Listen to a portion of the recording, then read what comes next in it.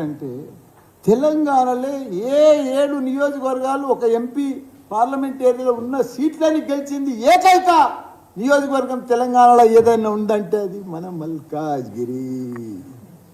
ప్రజలు ఎంత జోష్, ఎంత ఉత్సాహం, అన్ని రకాలు కూడా ఇలా ఆనందంగా ఉన్నారు. వాళ్ళు 3,55,000 మెజార్టీ, ప్రతి ఎమ్మెల్యే 50,000 తోటి గెలిచిండ్రు. అది మామూలు విజయం కాదు. ఇదంతా విజయం. ఎవరి విజయము?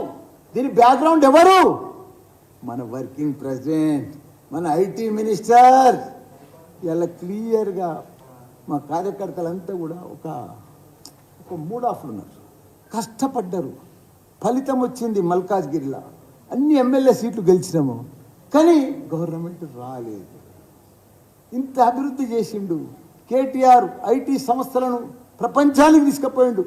దావుసుకు పోయి ఎన్నో మల్టీనేషనల్ కంపెనీలన్నీ కూడా, పెద్ద పెద్ద స్టార్టప్లు కానీ ఇవన్నీ కూడా పెద్ద పెద్ద మల్టీనేషనల్ కంపెనీలన్నీ తీసుకొచ్చిండు.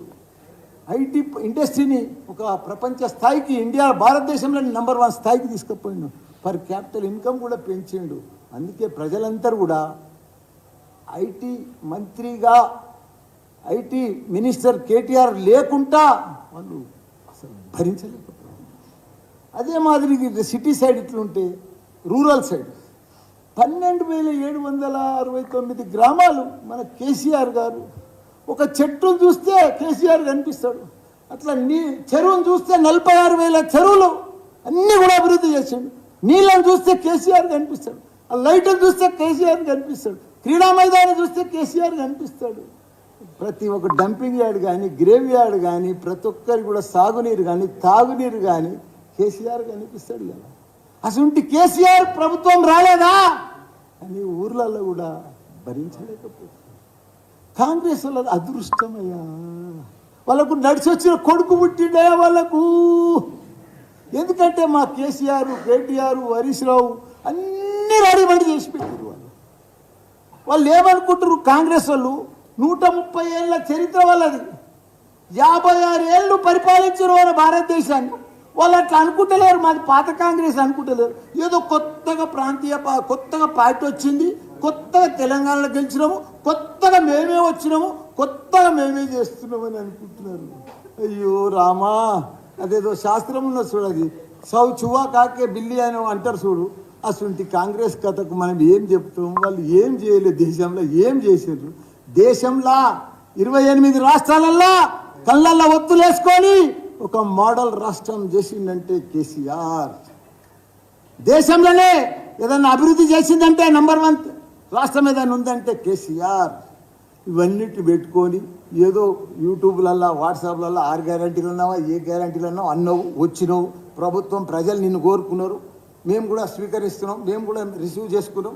రండి మీదేదో చెప్పురి. పొద్దుందాకా మినీ క్యాబినెట్ మీటింగ్లే, మినీ డిస్కషన్లే, రోజు చర్చలే, కానీ ప్రజలకు ఇచ్చింది ఏం లేదు. నువ్వు ఎందుకు ఇంత డిస్కషన్లు, ఎందుకు ఇట్లా అప్లికేషన్లు తీసుకోవాల్సి వచ్చింది ఒట్టిగా పేపర్ మీద? ఎందుకు 6 గ్యారెంటీల మీద ఫామ్ నింపి అన్నావు? ఆల్రెడీ రేషన్ కార్డు లేదా ప్రజల దగ్గర? ఆల్రెడీ 2,000 పింఛన్లు పడతలేదా? వాళ్ళకే ఒట్టు 4,000. ఆల్రెడీ వైట్ కార్డు ఉన్న వాళ్ళకే ఒట్టు, గ్యాస్ సిలిండర్ 500కే. ఇవన్నీ ఎవడు ఆపుతున్నాడు? ఎవరైనా ఆపుతున్నామా? ఇంత పెద్ద నెత్తువాళ్ళు కొట్టుకున్నాడు. ఎందుకు డిస్కషన్? ఆల్రెడీ రైతు బంధు పడతానే ఉంది కదా, వాళ్ళకే ఒట్టేసే పైసలు. అన్ని గిక్కొని పోయారు, అన్ని ఊడ్చుకొని పోయారు. అంటే మీ ప్రభుత్వం వస్తుందని మేము ఊహించినాము. మేమే ఉంటామనుకున్నాము. ప్రగతి భవన్ కట్టాము, కొత్త సెక్రటరియట్ కట్టాము, యాదగిరిగుట్ట కట్టాము, కమాండ్ కంట్రోల్ ఆఫీస్ కట్టాము. తెలంగాణ రాష్ట్రాన్ని ఒక అద్భుతంగా చేసినాము.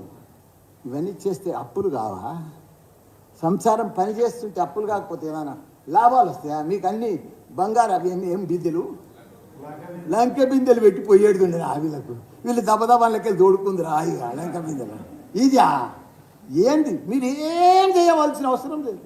తెలంగాణ రాష్ట్రంలో మీరు ఏం మంత్రులు కానీ, సీఎం కానీ ఒక రూపాయి పని లేకుండా చేసినామా మేము? మా సీఎం కేసీఆర్, కేటీఆర్, హరీష్ రావు